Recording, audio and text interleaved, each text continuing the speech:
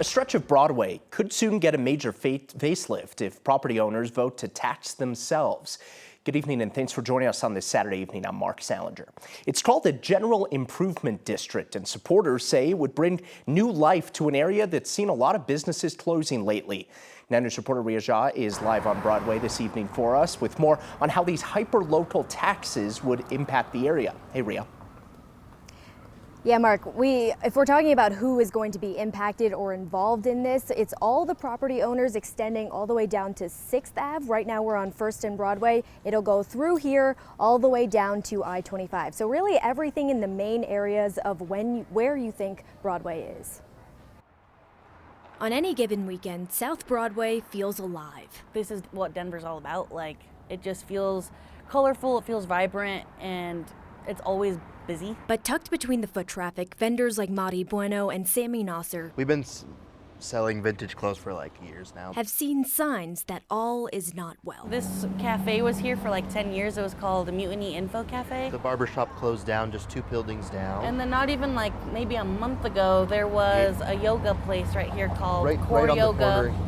They also closed too. I will say, like, Mutiny Cafe was a big one that left Broadway this year. So although we have lost a couple of businesses, the goal is to save the ones that are still here. Even though a plan has been in the works for years, Councilwoman Flora Alvidrez says Mutiny Cafe's move and recent closures are part of what's driving a push for a general improvement district, GID for short. And there's just been an increasing need as the city has gotten bigger to keep this area clean and safe. The GID would combine several maintenance zones and add new funding for cleanups, events, and promotion. You will see less graffiti, less broken windows.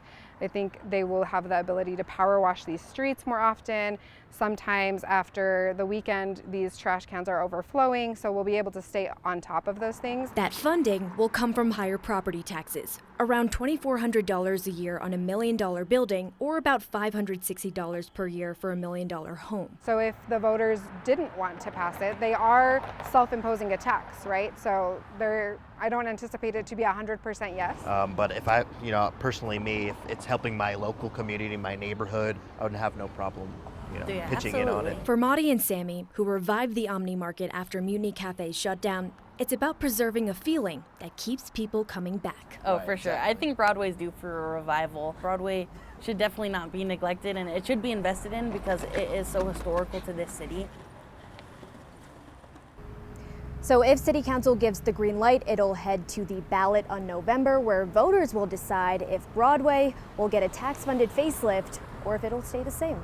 Live in Denver, Ria Jha, 9 News. Yeah, just within the last couple of weeks, 2 awesome breweries, True and Bandit Oak on Broadway, both deciding to close their doors as well. Ria Jha with this report. Appreciate it. Thank you.